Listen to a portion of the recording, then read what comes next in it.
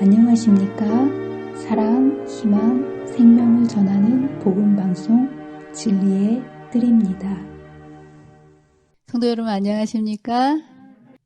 우리 매일매일 파도처럼 끊임없이 우리의 삶을 덮치는 수많은 문제들 속에 살아갈 수밖에 없는 연약한 인간이지만 우리가 이러한 죄악 세상에서 홀로 고분분투하지 않고 함께 심하여 기도할 때 언제나 가장 좋은 방법으로 정확한 시간에 응답해 주시는 살아계신 하나님의 은혜를 인하여 진심으로 감사를 드립니다.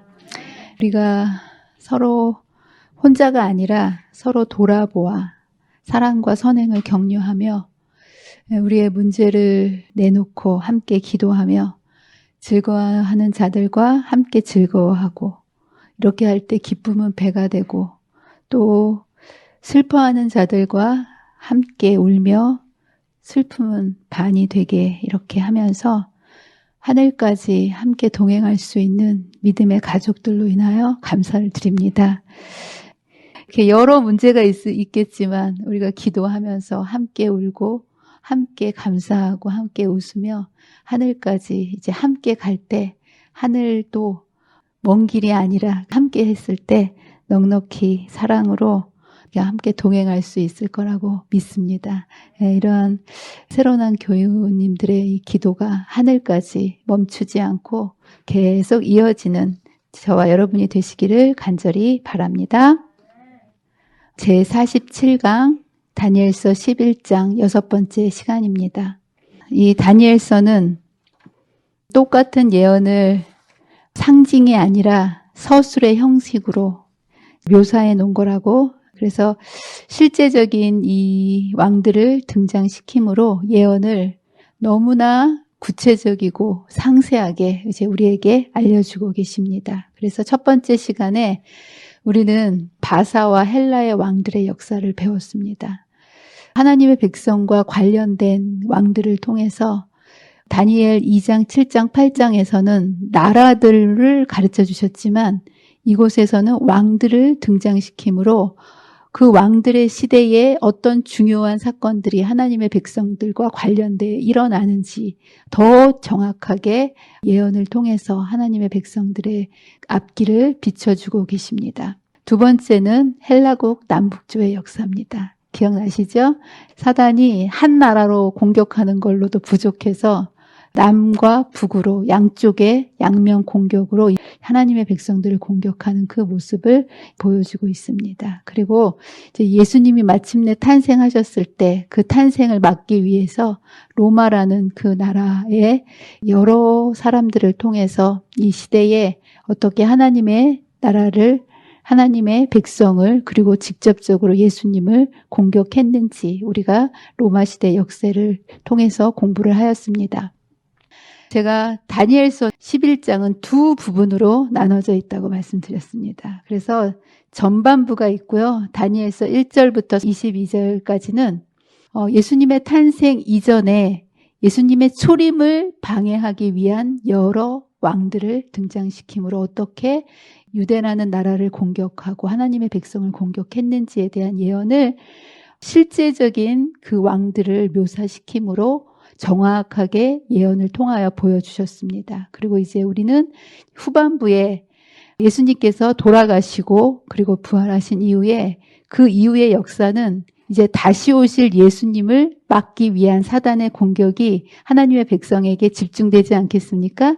그래서 이제 후반부는 다니엘서 23절부터 45절까지는 남겨진 하나님의 교회를 어떻게 그 다음 세력인 교황권이 공격하고 있는지를 지난 시간부터 공부하고 있습니다. 그래서 이제 다니엘서 11장 23절부터 45절까지는 하나님의 백성을 공격하는 세력을 무엇이라고 이야기하냐면 작은 뿔로 이야기하고 있고, 이제 여기에서 북방왕이라는 이름으로 하나님의 백성들을 어떻게 공격하는지를 우리가 공부하겠습니다. 그래서 첫 번째 시간에는 이 교황권이 어떻게 출현했는지, 이제 마지막 때 하나님의 백성을 공격할, 여러분들 이제까지 공부한 모든 이 하나님의 나라를 공격할 세력들을 등장시켰는데, 악의 세력의 주인공은 누구라고 말씀드렸죠? 바벨론도 아니고 페르시아도 아니고 어디라고요? 교황권. 예, 그래서 이 교황권을 등장시키기 위해서 앞에 세력들을 들러리로 보여주신 거예요. 그리고 정말 하나님의 백성들을 마지막 그 치열한 선악간의 대쟁투에서 하나님의 백성을 공격할 세력이 바로 이 교황권인데, 이 교황권이 어떻게 생성됐는지 뿌리부터 그 모든 과정을 적나라하게 교황권의 정체를 보여주는 이 내용을 우리가 하나씩 공부해 가고 있습니다. 그래서 첫 번째 시간에 우리가 무엇을 공부를 했냐면, 과연 교황권이 이 어마어마한 세력이 어떻게 생성되었는지. 어느 날 갑자기 나타난 세력이 아니에요. 무지막지한 이 세력이 결국 이 하나님의 백성들을 공격할 세력인데, 이 세력은 어느 순간에 등장한 세력이 아니라 어떻게 이 세력이 일어났는지에 대한 그 교황권의 생성 과정을 아주 한 절이지만 명확하게 교황권의 생성 과정을 이제 우리가 이곳에서 이제 공부를 하였습니다. 그리고 두 번째 시간에는 이 교황권이 그렇다면 그 힘을 가지고 어떻게 세상을 다스렸고 어떻게 전쟁을 했는가. 가장 중요한 중세 역사에 있어서 중세 역사를 뒤바꿔 놓은 중요한 전쟁이었던 십자군 전쟁. 예, 이거는 세계의 역사 속에서도 중요하게 여기지만 특별히 하나님 나라에 있어서 굉장히 중요한 역할을 하기 때문에 이 십자군 전쟁에 대한 것을 너무나 상세하게 기록을 해 놓았습니다. 이 전쟁으로 인하여 정말 수많은 그리스도인들이 인명피해 죽을 수밖에 없었고, 나아가서는 이 전쟁 때문에 하나님의 나라에 대한 위상이 땅으로 떨어지는, 그래서 결국 무신론이 탄생하게 되는 그러한 역사의 전환점을 만들어내는 굉장히 중요한 전쟁이었기 때문에 성경은 구속사적인 측면에서 이 십자군 전쟁을 긴 분량을 할애해서 아주 정확하게 어떻게 이 십자군 전쟁이 전개해 나갔는지를 우리에게 설명을 해주고 있습니다. 그리고 오늘은 어떤 내용을 공부할 거냐면, 이 교황권이 중세시대 때 그렇다면 어떻게 교회를 핍박했는지, 정말 교황권이라는 이 세력이 1000년 전에 나타나기도 전에, 그러니까 이게 BC 500년경에 다니엘이 이것을 기록했기 때문에 말하자면 538년부터 교황권의 세력이 위세를 떨치지 않았습니까? 이 세력이 나타나기 1000년 전에 이미 이 교황권이 어떻게 중세시대에 하나님의 백성들을 핍박할 것인지에 대해서 정확하게 예언으로 묘사해 놓았다는 거. 정말 놀랍지 않습니까? 오늘 그렇다면 중세시대에 교황권이 어떻게 하나님의 교회를 직접적으로 핍박했는지를 상세히 공부를 해보도록 하겠습니다. 여기에 보면 교황권은요, 두 가지의 전혀 다른 모습으로 역사에 등장합니다. 그래서 지금 우리가 공부할 교황권은 전반기의 교황권입니다. 전반기의 교황권의 모습과요, 후반기의 교황권의 모습은 전혀 다른 모습으로 이제 하나님의 백성을 공격할 것인데, 1798년 교황권이 몰락하는 그 기점을 중심으로 해서 이전에 있었던 교황권을 전반기 교황권으로 이야기합니다. 이건 중세 시대 동안에 1260년 동안에 있었던 교황권을 전반기 교황권으로 공부를 하는 거고요. 후반기 교황권은 그렇다면 무엇이냐? 교황권이 1798년에 일단 몰락을 합니다. 예언에 따라서. 예, 그러나 바벨론은 몰락하고 사라지고 메데 바사도 몰락하고 사라졌잖아요. 근데 놀랍게도 이 교황권의 세력은 몰락했지만 사라지지 않고 어떻게 됩니까? 다시 부활해서 하나님의 백성을 마지막 때 공격할 세력으로 일어서는 그것을 우리가 공부할 텐데, 오늘 공부할 내용은 중세 시대 동안 어떻게 이제 하나님의 백성을 핍박했는지 전반기에 나타나는 교황권의 모습을 이제 우리가 공부해 보도록 하겠습니다. 성경에는 어떻게 하나님의 백성을 공격할 것인지에 대해서 교황권의 모습을 이렇게 표현하고 있습니다.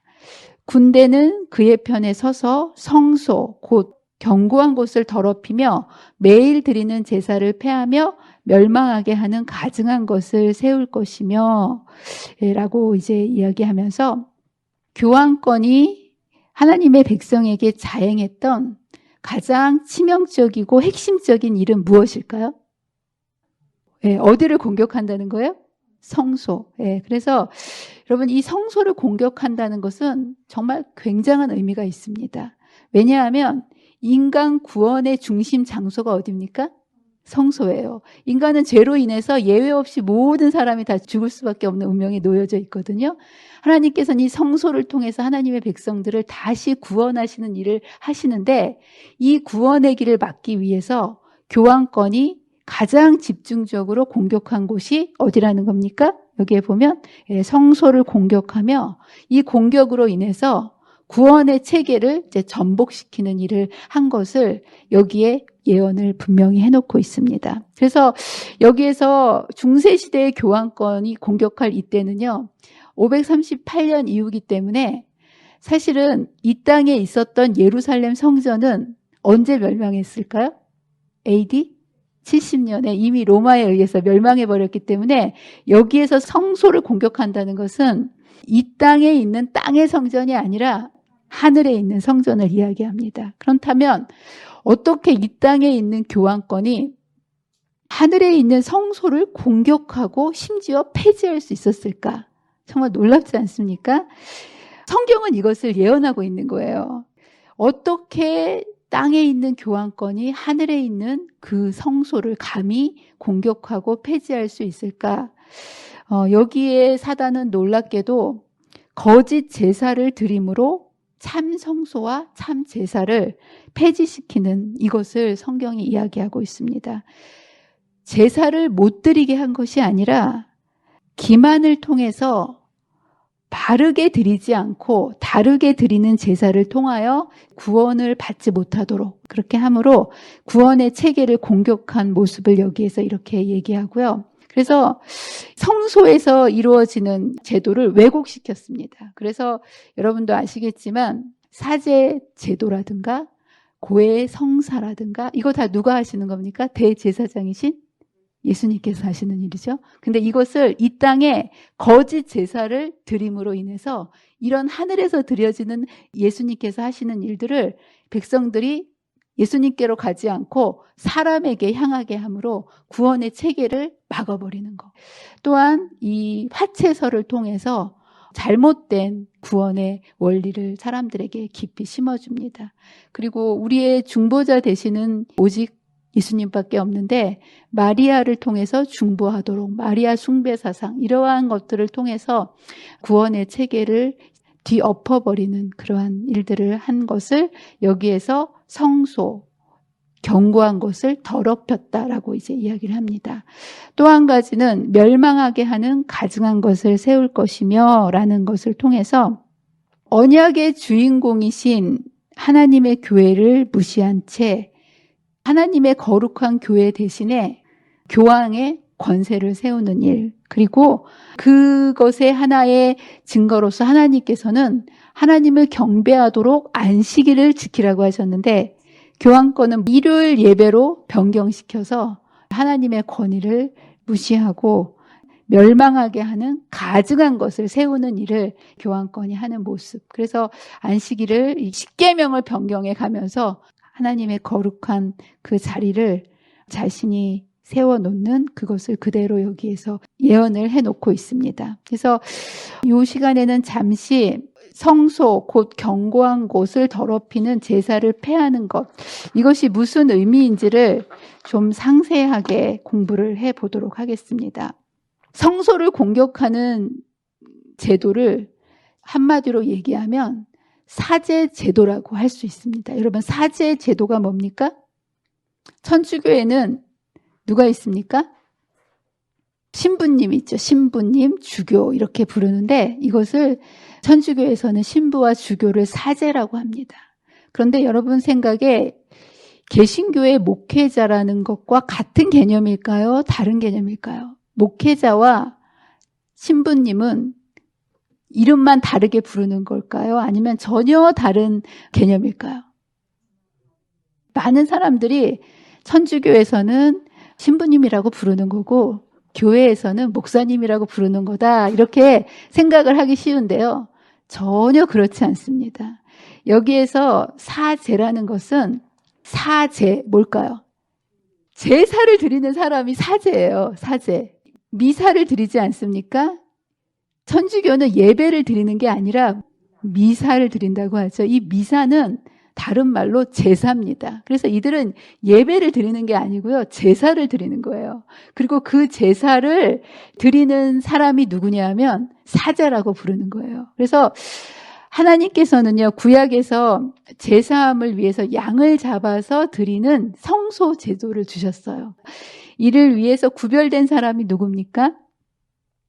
제사장이죠, 제사장. 그리고 제사장은 이제 이것을 제사를 드리면서 오실 메시아를 잊지 않고 기억하여 믿음으로 그 어린 양을 제사를 드리는 그것을 통해서 예수님을 메시아로 받아들이도록 정해주신 구약시대의 구원의 원리입니다. 그러나 실체이신 예수님께서 오셔서 십자가에서 죄를 치르신 이후에는 더 이상 이 땅에서 제사 드릴 필요가 없어졌고 단번에 그 피로 대속하셨기 때문에 그리고 그 피를 가지시고 하늘 성소에 올라가셔서 직접 성소 사역을 하시기 때문에 더 이상 이 땅에서의 사역이 필요가 더 이상 없게 되었습니다. 그래서 예수님께서 돌아가실 때 사람들에게 눈앞에서 보여진 특별한 사건이 있었는데 그게 뭡니까?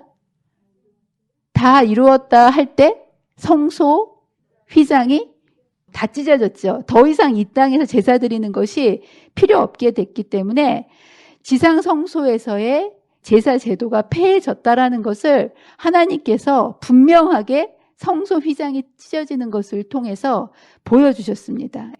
그런데 이 교황권은 하나님께서 폐하여 버리신 그 제사 제도를 다시 부활시킨 거예요.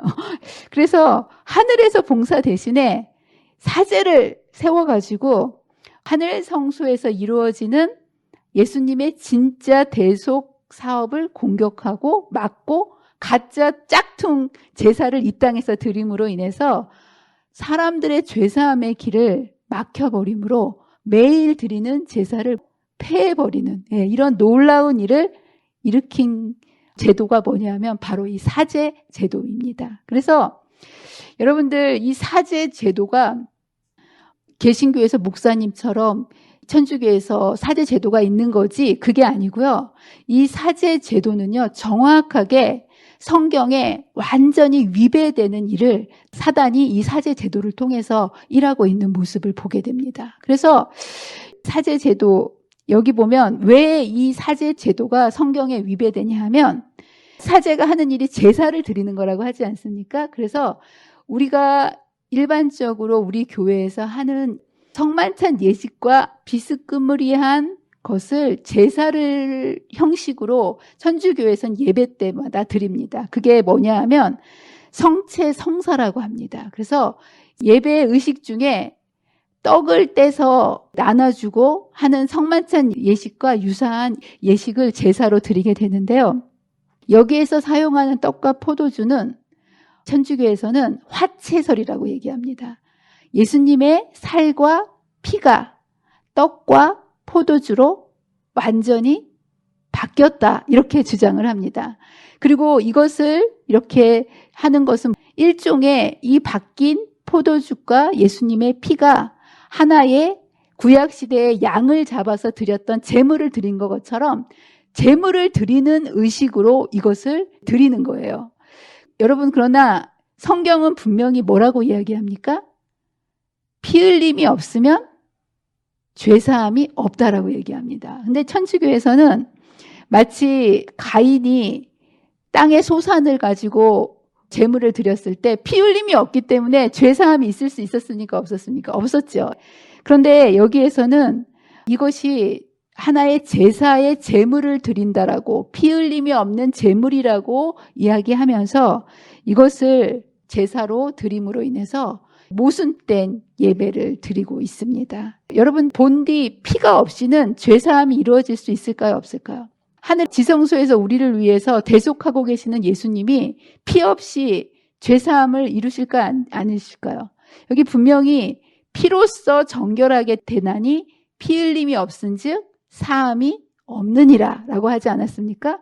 그래서 천주교는 이거와 정면되게 모순되게 피 흘림이 없는 그 제물을 통해서 그저 신을 달래듯이 그것이 하나의 제물로서 그것을 바침으로 예수님의 피 흘림의 어마어마한 그 구속의 그 놀라운 그 값을 하나의 물질, 떡과 그 하나의 포도즙에 그들의 구원이 달린 것처럼 예수님의 그 구원을 물질로 전락시켜버리는 거예요. 예.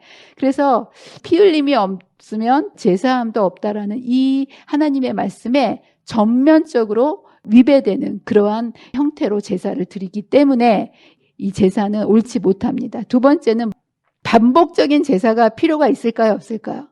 예수님께서 반복적인 제사가 없고 성경에는 예수님께서 십자가에 돌아가신 그 사건을 단번에 피를 흘려서 구원을 이루셨다라고 수도 없이 반복해 놓고 있습니다. 여기 히브리서에서만 보더라도 단번에 성소에 들어가셨느니라, 단번에 들이신 바 되셨고 단번에 들이심으로 말미암아 우리가 거룩함을 얻었노라라고 예수님의 속죄를 몇 번이라고 얘기합니까? 단번이란 뜻은 뭡니까? 단 한 번. 근데 여기에서는 예배 때마다 계속해서 제물을 바치는 이것을 통해서 예수님의 속죄를 또 돌아가시게 반복해서 예수님의 죽으심을 모욕하는 이런 모습을 우리는 이들의 사제 제도에서 이들의 제사 드리는 모습 속에서 정면적으로 하나님의 성소를 공격한 모습을 우리는 확인할 수가 있습니다. 또 한 가지는 반복 제사가 필요 없기 때문에 구약에서처럼 제사장이 필요 있을까요, 없을까요? 반복해서 이 땅에 제사를 드리지 않아도 되기 때문에 더 이상 이 땅에서는 제사장이 필요가 없습니다. 그러면 이 이후에는 우리의 제사함을 위해서 어떻게 해야 되나? 구약 시대에는 우리의 제물을 가지고 제사장이 중보를 통해서 이 제사함의 일들을 해줬는데 예수님께서 단번에 돌아가시고 난 다음에는 그렇다면 우리 죄를 위해서 어떻게 해야 되는가? 더 이상 사제가 필요 없이 각자 믿음으로 예수님의 보혈을 의지하여서 하나님 앞에 직접 나아가는 길이 열린 거예요. 우리는 그래서 여기서는 누구나 다 하나님의 자녀는요, 목사든 장로든 집사든 모두가 똑같이 예수님 앞에 나아가서 우리의 죄를 용서받을 수 있는 길이 열렸다라는 거예요. 여러분들, 목사님의 기도와 우리 교우님들의 기도가 누구의 기도가 더 잘 응답될까요? 간절한 사람, 맞습니다. 많은 분들이 목사님한테 기도를 자꾸 부탁하면 뭔가 더 잘 될 것 같은데 성경은 그렇게 얘기하지 않습니다. 우리는 더 이상 인간을 매개체로 해서 예수님께 나아가는 시대가 아니에요. 각자가 예수님의 보혈의 피를 의지하여 간절한 마음으로 우리가 긍휼하심을 얻기 위해서 나아갈 때 누구나 다 예수님 앞으로 나아갈 수 있는 시대가 열렸다라는 거. 성경은 분명히 더 이상 이 땅에 인간을 매개로 해서 예수님 앞으로 나아가는 시대는 아니다라고 분명히 말씀을 통해서 얘기해 주고 계십니다. 그렇다면 누가 우리의 대제사장이십니까?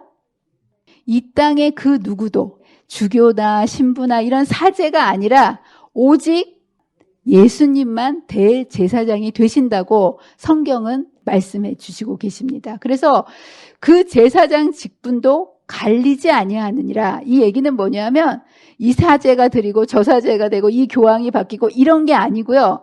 예수는 영원히 계심으로 오직 한 분만 대제사장이 되셔서 우리를 위해서 중보하시고 우리를 용서하시고 구원해 주시는 분이라는 거.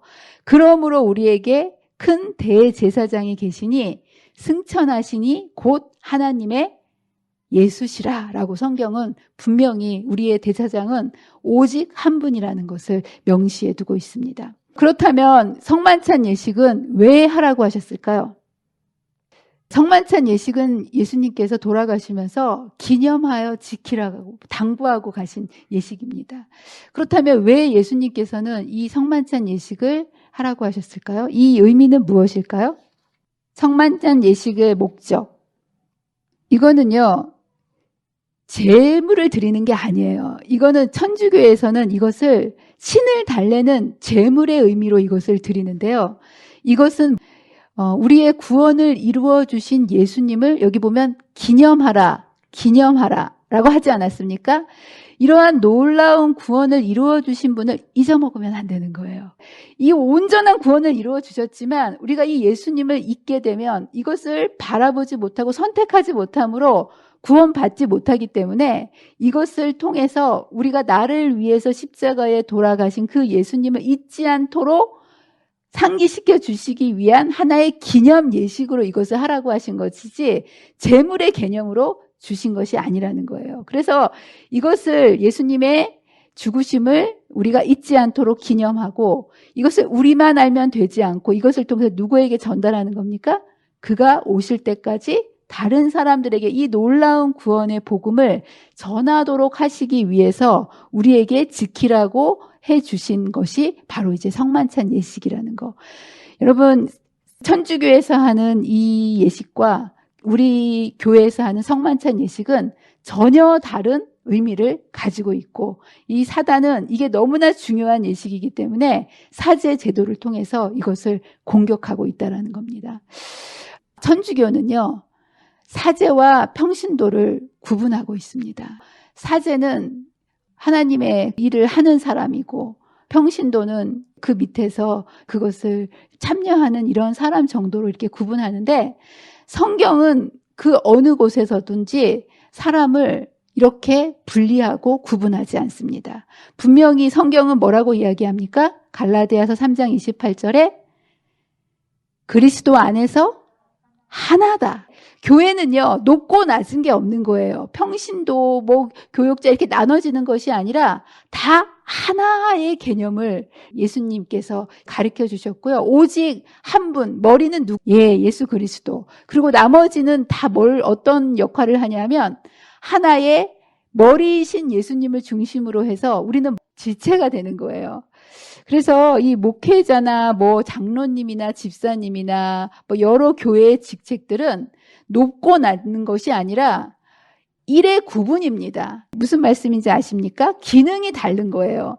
여러분들 눈은 위에 있고 발은 밑에 있다고 발보다 눈이 더 중요하다고 할 수 있습니까? 아니죠. 모든 것이 다 중요하지 않습니까? 서로 다른 기능을 가지고 있는 것처럼 교회에서의 모든 이 직책이나 이런 일들은 어떠한 높고 낮음을 구별하는 것이 아니라 다른 기능들을 지체로서 수행하기 위해서 맡겨놓는 하나의 직무라는 거. 성경은 계속해서 우리는 그의 몸의 지체임이라 너희는 그리스도의 몸이요 지체의 각 부분이라 라고 얘기하면서 이제 우리가 하나 되는 것, 이것을 성경은 강조하고 있습니다.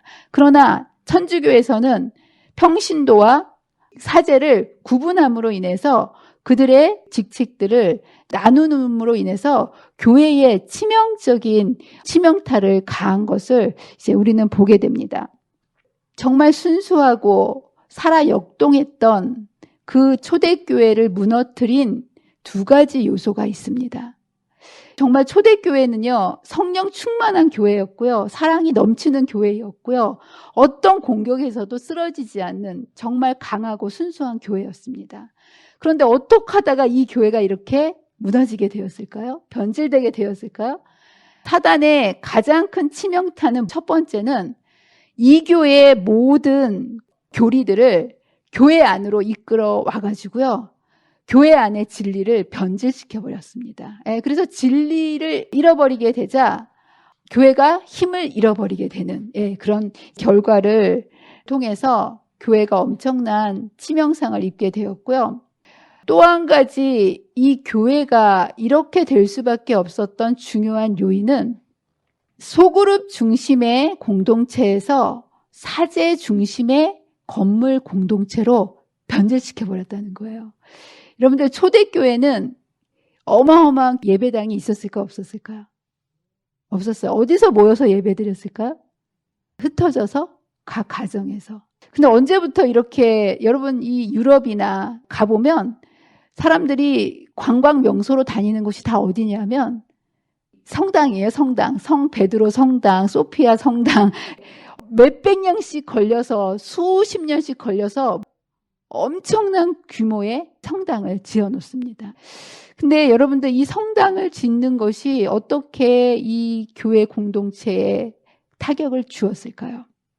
이 성당을 이렇게 어마어마하게 지어 놓은 이후에 가정 중심의 소그룹 공동체를 건물 중심의 공동체로 변질시킨과 동시에 이것을 하기 위해서 평신도와 사제라는 구분을 짓게 하고 평신도라는 그 이름으로 교인들을 수동적인 신앙으로 묶어 놓아서 여러분 미사를 드리게 되면 교인들이 하는 일이 뭐가 있습니까? 그저 앉아서 미사 드리는 게 전부이지 않겠습니까? 누가 다 하는 거예요? 앞에서 사제, 한 사람의 사제가 이것을 하면서 모든 사람들을 의자에 앉혀놓고 수동적으로 신앙을 하도록. 그래서 이러한 것들, 그래서 경건의 모양은 그럴듯하게 사람들을 압도하지만 웅장한 건물, 이 성령의 역사를 잃어버리자 이 교회가 사람들을 이끌기 위해서 뭘로 압도하는 거예요? 건물, 화려한 인테리어, 엄숙한 어떠한 예배 의식 이런 거를 통해서 어떤 신을 섬기는 그런 예식을 통해서 뭔가를 하고 있다라는 착각을 일으키게끔 성령의 역사를 대신할 경건의 모양을 계속적으로 사제 제도를 통해서 만들어냈다라는 거예요. 실제로 이 교회는 성령의 그 역사를 서로 나누고 이 소그룹으로 이 나누고 감동을 나누고 서로 울고 웃고 이렇게 떡을 떼면서 이러한 성령의 놀라운 역동력을 가지고 살아 움직이는 그런 공동체로 초대교회의 예배가 이어져 왔는데 이러한 성당이라는 큰 건물 속에서 미사라는 예배를 통해서 더 이상 평신도가 일하지 못하도록 그냥 앉아서 수동적인 신앙을 하도록 만들어 놓음으로 인해서 경건의 모양만 있고 경건의 능력은 사라져 버리도록 아주 사단이 치명적인 공격을 하게 된 것을 보게 됩니다. 루터가 제1의 종교개혁을 통해서 무엇을 개혁했습니까? 오직 성경, 오직 은혜, 오직 믿음을 통해서 돌아가지 않았습니까? 그런 것처럼 이제 마지막 시대를 살아가는 하나님의 백성은 오직 성경, 오직 믿음, 제1의 종교개혁으로는 부족합니다. 제2의 종교개혁이 필요한데 그건 뭘까요? 변질된 외형적 요소에 치중되어 있었던 교회에서 소그룹 중심의 서로 교제하고 서로 나누는 공동체 속으로 성령 충만한 그 공동체가 회복되어질 때 우리는 남은 백성으로서의 이 사명을 넉넉히 감당할 수 있는 우리가 될 수 있다라는 거. 여러분들 우리 교회가 지금 향하고 있는 전인적 소그룹 여러분들 이것이 우리 교회의 중요한 사활이 달려 있는 거고요. 예수님의 오시는 그 길을 준비하기 위해서 하나님의 백성을 준비시키기 위해서 가장 먼저 회복돼야 될 일이 우리 공동체가 살아나는 거. 이 공동체가 살아야 이 교회가 살고 이 교회가 살아야 하나님의 나라가 회복되는 거 아니겠습니까? 여러분들 각자의 그 공동체 속에서 기도와 함께 여러분들 마음을 합하셔서 여러분들의 공동체를 성령께서 회복시켜 주시도록 간절히 기도로 하나님과 동역하게 되시는 저와 여러분이 되시기를 간절히 바랍니다.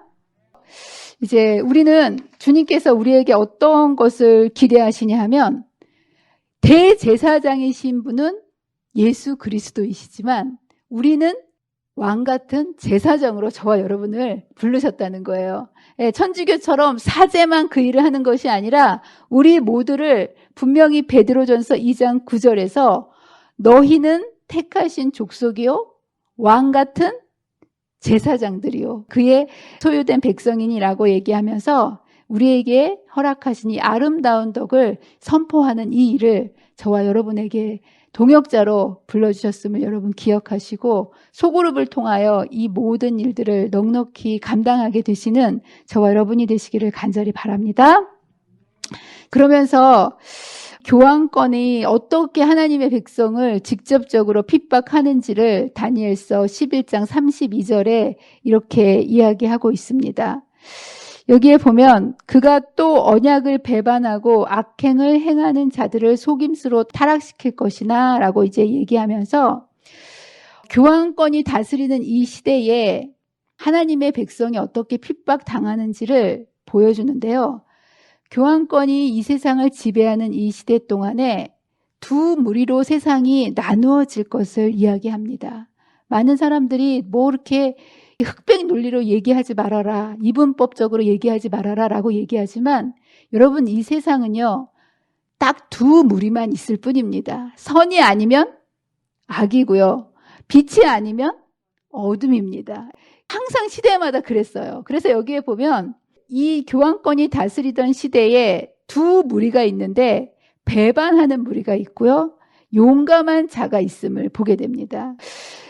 하나님을 거부하는 백성 이런 게 아니고요. 여기 보면 성경의 가르침을 철저히 순종하지 않는 자들을 사단은 속임수로 깨어서 교환권의 가르침과 명령을 따르도록 했고, 결국은 하나님의 백성을 핍박했던 자들은 하나님을 안 믿는 백성이 아니라 자신의 편리대로 하나님을 믿던 교회의 수장들이 하나님의 백성들을 공격하는 일을 했다라는 정말 무서운 역사를 보게 됩니다. 그래서 여러분들이 정말 하나님의 말씀을 진리대로 우리가 순종하지 않으면 나도 모르는 사이에 하나님의 백성을 거역하고 하나님의 나라를 공격하는 세력에 가담되게 된다라는 거. 중세기 동안에 이런 자들을 배반한 자들이라고 이야기합니다. 그런데 여기에 맞서서 또 다른 무리가 있는데 용감한 자라는 표현이 나옵니다. 왜 여기 보면 오직 하나님을 아는 백성이라고 표현하면서 겸손한 백성, 온유한 백성, 성실한 백성, 지혜로운 백성 이렇게 표현하지 않고 여기에 보면 용감한 자들이라고 표현했을까요? 용맹을 떨치래, 용감한 자라고 무리를 한마디로 용감한 백성이라는 표현을 합니다. 왜 그럴까요? 이 당시에 하나님의 언약에 충실하기 위해서는 목숨을 내놔야. 그 당시에 그래서 왈덴스인들이나 위구노들과 청교도들은 하나같이 자신의 목숨을 내놓는 그 용감함이 없이는 이 믿음의 길에 설 수 없었기 때문에 이 당시에 신앙을 지키기 위해서 죽음을 두려워하지 않고 그 말씀을 순종하는 그 백성들의 모습을 여기에 보면 용맹을 떨치리라 이렇게 얘기합니다. 근데 여러분들 이 사람들이 왜 이렇게 고난을 받고 핍박을 받았을까요? 여기에 붙잡혀 나온 사람들이 왜 붙잡혀 나왔을까요? 이 사람들이 하나님을 믿었기 때문일까요? 물론 그렇죠. 그러나 여러분들 하나님을 믿는 믿음을 마음속에 간직하고 있었다면 이들이 이렇게 죽을 필요가 없었어요. 여러분들 사람의 마음속으로 믿음을 갖고 있다면 말 안 하면 내 속에 믿음이 있는지 없는지 압니까 모릅니까? 하나님 외에는 아무도 몰라요. 그래서 이들이 죽을 이유가 없는 거예요. 근데 이들이 이렇게 사자의 밥이 되고 저렇게 횃불이 돼서 죽을 갈 수밖에 없는 그 이유는 뭐냐면 그 다음에 이렇게 되어 있습니다. 왜 이들이 죽을 수밖에 없었냐면 백성 중에 지혜로운 자들이 많은 사람을 가르칠 것이나, 이 얘기는 뭡니까? 이 고난을 받은 이유는 그들이 많은 사람들에게 성경을 펼쳐서 가르쳤기 때문이라는 거예요. 그래서 사실 이들이 전도 안 했으면 당하지 않을 그 고난들을 용감하게 목숨 걸고 하나님의 복음을 전했기 때문에. 그래서 이때 왈덴스인들은 첩첩산중에 숨어 살다가 보따리 장수로 성경을 필사해가지고 감춰가지고 곳곳을 방문하면서 마음의 문이 열린 사람들에게 주고 이러다가 걸리면 잡혀서 이제 죽고. 예. 그 위클립의 제자들도 그 영국에서 둘씩 짝을 지어서 순방하면서 필사한 성경책들을 죽을 것을 각오하고 복음을 전했기 때문에, 성경을 가르쳤기 때문에 그들은 여기에 보면 칼날과 불꽃과 사로잡힘과 약탈을 당하여 여러 날 동안 몰락하리라 라고 중세기 동안에 하나님의 백성이 왜 고난을 받았는지를 이렇게 말씀을 하고 있습니다. 우리는 여러 가지 이유로 복음을 전하지 못하고 있지 않습니까? 내 체면 때문에 뭐 여러 가지. 근데 이들은요, 이렇게 복음을 전했다라는 거예요. 왜 이들이 이 목숨을 걸고 복음을 전할 수 있었을까요? 여러분 같았으면 목숨 걸고 복음을 전할 수 있겠습니까? 여러분이 이 시대에 살으셨으면 여러분은 어떻게 하실 것 같으세요? 이렇게 편안할 때에도 아무도 죽인다고 안 하는데도 우리가 복음을 잘 못 전하잖아요. 그렇죠? 근데 어떻게 이때 이 사람들은 이 복음을 전하면 자신의 생명이 위협을 당하는 일임에도 불구하고 그들은 모든 것을 다 내려놓고 오직 복음을 전하는 일에 그들의 모든 인생을 바칠 수 있었을까? 이들은 복음을 머리로 안 자들이 아니고요. 복음을 가슴으로 깨달은 자들, 예수님을 만난 자들이었다는 거예요. 복음의 가치를 아는 예수님을 만난 자들은요. 복음을 전하는 게 쉬울까요? 안 전하는 게 쉬울까요? 네, 전하지 않고는 견딜 수 없게 만드는 그 복음의 놀라운 그 은혜를 경험한 자들이었다는 거예요. 사실 이 제자들도 너무 두려워서 예수님을 외반하고 도망가지 않았습니까? 그러나 그들이 예수님의 죽으심과 부활을 통해서 경험한 다음에는 내가 보고 들은 것을 전하지 아니할 수 없다라고 하면서 목숨 걸고 복음을 전하는 자가 되었던 것처럼. 그래서 저는 그렇게 생각합니다. 이 시대의 문제는 복음을 전하지 않는 게 문제가 아니라 여러분 각자의 삶 속에서 예수님을 경험하지 못하는 것이 그것이 더 큰 문제라고 생각합니다. 여러분들이 정말 예수님을 인격적으로 만나고 내 개인의 구주가 된다면 여러분들 이 복음을 전하지 않고는 견딜 수 있을까요? 없을까요? 없다라는 것.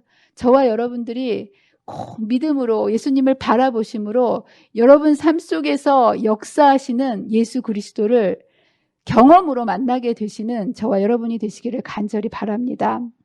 여기 그러면서 여러 날 동안에 몰락하리라 라고 얘기합니다. 이 얘기는 뭘까요?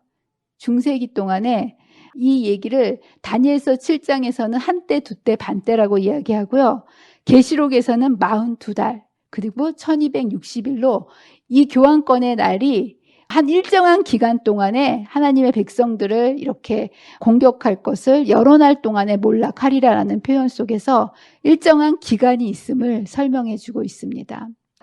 여기에 또 어떤 이야기가 나오냐면 11장 34절에 그들이 몰락할 때에 도움을 조금 얻을 것이나 라는 표현이 나옵니다. 저는 이것을 보면서 정말 성경이 너무나 정확하게 이 하나님 백성들의 역사를 기록하고 있구나, 예언해 놓고 있구나 라는 것을 보고 감탄을 했습니다. 여러분 이건 무엇을 묘사하는 걸까요? 도움을 조금 얻을 것이나 이들이 핍박을 만약에 1260년이라는 기간 동안 똑같은 강도로 그 엄청난 그 천주교의 세력이 교황권이 하나님의 백성들을 핍박했더라면 사실 교회가 살아남기 힘들었을 거예요. 그런데 간헐적으로 1517년에 말틴 루터가 종교 개혁을 일으킵니다. 그래서 이 종교 개혁으로 인해서 이제 하나님의 교회가 진리로 돌아오면서 교황권의 세력에 대해서 간헐적으로 저항하는 그 모습을 여기 조금 도움을 얻을 것이다 라고, 그래서 개혁자들이 일어나서 이 바른 길을 이렇게 제시해 주었는데 이 문맥을 자세히 보면 도움을 얻어서 교회가 바로 힘을 얻고 회복이 됐습니까? 아니면 이것이 별 소용이 없는 것처럼 묘사되었습니까? 이것을 보면 조금 얻을 것이나 결론은 어떻습니까? 교황권이 몰락했다라는 표현일까요? 교회가 세워지고? 이건 어떤 표현일까요? 종교개혁은요, 성공했을까요? 실패했을까요? 종교개혁을 통해서 교황권이 몰락했을까요? 교황권은 어떻게 몰락했을까요? 많은 사람들이 지난 몇 년 전에 종교개혁 500주년 그 기념 행사를 하면서 종교개혁을 굉장히 기념을 했는데요. 사실 종교개혁은요, 성공한 개혁이 아니었습니다. 그 종교개혁 속에서도 계속해서 교황권은 하나님의 백성들을 공격하고 핍박해. 그게 계속 이어갔다라는 거예요. 그리고 결국은 여기 보면 조금 도움을 얻었어요. 그래서 종교개혁으로 인해서 뭐 하나님의 교회가 조금 힘을 얻은 것 같았지만 여기 보면 많은 사람들이 속임수로 그들과 결합할 것이라 라고 이제 예언이 되어 있는 것처럼 결국은 엄청난 방대한 세력인 이 천주교 세력의 개혁을 완성시키지 못한 채 개신교 세력조차도 와해되어 버리는, 타락하게 될 것을 이제 여기에서 이야기하고 있습니다. 그래서 종교 개혁을 통해서 여러분들 진리가 하나씩 회복되어서 하나님의 교회가 하나로 다시 묶어졌습니까? 아니에요. 안식일이 토요일에서 일요일로 변경했는데 아직도 세상은 일요일을 지키고 있죠. 종교 개혁이 이루어졌지만 여전히 여기 보면 많은 사람들을 속임수로 인해서 그 교황권의 세력 속에 있음을, 십자군 전쟁으로 인해서 사실 침례가 세례로 바뀐 거예요. 한꺼번에 많은 사람들을 전쟁에 내보내기 위해서 침례를 하나하나 하기 힘드니까 물을 뿌리는 예식으로 대체한 거거든요. 그렇다면 여러분, 진리가 회복된다면 이 침례 예식도 회복돼야 되는데 침례를 주는 교회가 많습니까? 세례를 주는 교회가 많습니까? 세례. 아직도 여전히 이 속임수로 그 변질된 교리들이 남아있는 그 모습을. 그래서 이 천주교의 세력을 종교개혁을 통해서 무너뜨린 것이 아니라 실제로 천주교는 프랑스 혁명으로 무너졌습니다. 종교개혁이 아니에요. 여러분, 마치 우리가 일제에 의해서 공격을 받지 않았습니까? 그렇지만 우리나라도 거기에 대항을 했어요. 많은 독립투사들이 있었죠. 근데 여러분들, 우리나라가 해방된 것은 독립투사들이 독립운동을 했기 때문에 해방된 겁니까? 아니죠. 우리나라가 어떻게 해방됐습니까? 미국이 원자폭탄을 일본에 터뜨렸기 때문에 우리가 해방이 된 거잖아요. 그리고 우리는 해방을 맞았지만 우리가 해방된 이 나라에서 정말 하나가 되지 못하고 남북으로 갈려 분단되는 또 아픔을 맞이할 수밖에 없지 않았습니까? 그런 것처럼 똑같아요. 교황권이 종교개혁으로 무너진 게 아니라 프랑스 혁명으로 무너진 채 이 교리들이 사실은 하나로 모여져서 완전한 교회가 탄생해야 되는데 뿔뿔이 개신교로 오히려 진리가 분산되어 버리는, 우리가 남북으로 갈라진 것처럼 교황권은 무너졌지만 흩어져 버리는, 여기 보면 속임수로 그들을 결합할 것이며 라는 그 표현을 설명하고 있습니다. 그러면서 여기에 또 놀라운 예언을 해주고 있는데 여기에서 끝났으면 너무나 안타깝지 않겠습니까? 그런데 여기 보면 지혜로운 자 몇 사람이 몰락되어 무리 중에서 연단을 받아 정결하게 되며 희게 되어 마지막 때까지 이르게 되리라 라는 이 표현 속에서 마지막 하나님의 남은 교회가 탄생할 것을 설명해 주고 있습니다. 지혜로운 사람들이, 많은 사람들이 이제 몇 사람 죽임을 당하게 되겠지만 이러한 연단을 통해서 하나님의 백성들이 세워지게 되는, 하나님의 교회가 결국 세워지는 이 일을 이루게 됩니다. 그리고 여러분들, 하나님의 백성을 공격하는 가장 큰 연단이 무엇이었을까요? 하나님의 교회, 이 제7일 안식일 예수 재림교회를 탄생하게 하는 가장 큰 고난과 핍박, 사람들을 흔드는 그 고난은 무엇이었을까요? 여기 보면 연단을 받아 정결하게 되며 희게 되어 마지막 때까지 이르게 되리라 라고 얘기하면서 이제 마지막 때에 하나님의 백성이 이러한 연단 과정을 통해서 탄생하는 것을 예언해 놓고 있습니다. 하나님의 남은 무리가 탄생할 것을 얘기하고 있는 거예요. 근데 여기서 여러분, 하나님의 백성을 연단했던 가장 큰 연단은 무엇이었을까요? 핍박이었을까요? 고문이었을까요? 뭐였을까요? 대실망이었다는 거예요. 물리적인 그러한 고통이 아니었고요. 여러분들, 이 당시에 하나님의 백성들은요, 핍박이 오고 가난이 오고 고문이 오고 박탈이 와도 그들은 재림의 소망을 가지고 살았습니다. 그 모든 것을 이기고 그들이 끝까지 그렇게 하나님 편에 설 수 있었던 것은 재림에 대한 소망이었습니다. 그들에게는 그 재림의 소망이 있었기 때문에 그 고통과 핍박과 환난 속에서도 견딜 수 있었는데, 이들에게 가장 큰 시련은 대실망이었다는 거예요. 그리고 바로 이 대실망 속에서도 모든 사람들이 다 떨어져 나갔지만 끝까지 견디고 이 진리를 붙잡은 사람들을 통해서 탄생한 교회가 제7일 안식일 예수 재림교회. 그래서 이 얘기를 지혜로운 자들 가운데 일부는 죽임을 당하겠지만 그 결과로 하나님의 백성들은 연단을 받아 정결하고 깨끗하게 될 것이며, 이런 일은 하나님이 작정하신 때까지 계속될 것이다 라고 약속하시면서 바로 이 대실망이라는 어마어마한 고난을 통해서 탄생한 교회가 제7일 안식일 예수 재림교회라는 거. 여러분 너무나 감사하지 않습니까?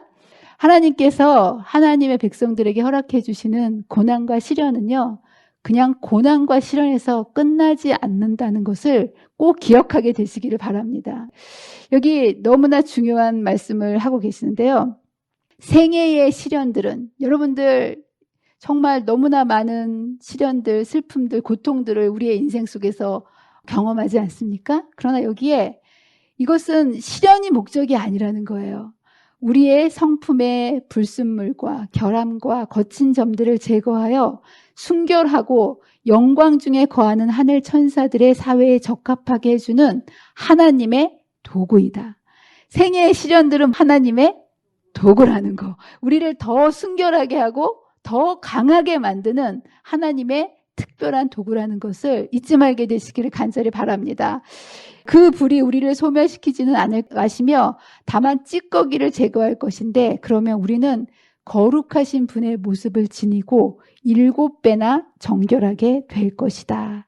여러분 이 말씀을 굳게 믿으시고, 고난이 닥쳐올 때, 내 삶에 여러 가지 힘든 일들이 닥쳐올 때마다 여러분들 이런 것들이 소멸하는 불이 아닌 우리를 정결케 해주는 불로 하나님께서 허락하셨다는 사실을 여러분 기억하시고, 이 속에서도 풀무불에서도 새 친구들과 누가 함께 하셨습니까? 하나님께서 함께 하셨던 것처럼 불 가운데를 지날지라도 물 가운데를 다닐지라도 하나님께서 언제나 함께 해주심을 여러분들 믿으시고 하늘 소망으로 끝까지 믿음의 편에 굳게 서시는 저와 여러분이 되시기를 간절히 바라면서 말씀을 마치도록 하겠습니다. 기도하겠습니다.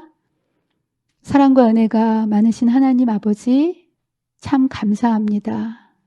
우리를 이렇게 마지막 특별한 백성으로 불러주시고 우리를 때때로 연단하시고 정결케 하시며 하늘에 적합한 백성으로 만들어 가시는 하나님의 놀라운 은혜와 섭리를 인하여 감사를 드립니다. 그 중세 시대에 그 무섭고 어두운 핍박과 고난 속에서도 그들이 예수님을 바라보고 하늘 소망으로 이 모든 것들을 넉넉히 이길 수 있었던 것처럼, 또한 대실망의 실망 속에서도 말씀을 붙들고 진리에 굳게 섰던 것처럼 이제 마지막 백성으로 살아가는 우리도 하나님의 말씀에 우리의 믿음의 뿌리를 깊이 내리고 반석 대신 예수님 위에 굳게 서서 하늘을 향하여 소망 가운데 전진해 나아가는 믿음의 백성들이 될 수 있도록 주님의 강한 손으로 우리를 붙잡고 하늘까지 인도해 주시기를 사랑과 은혜가 많으신 예수님의 이름으로 간절히 기도합니다.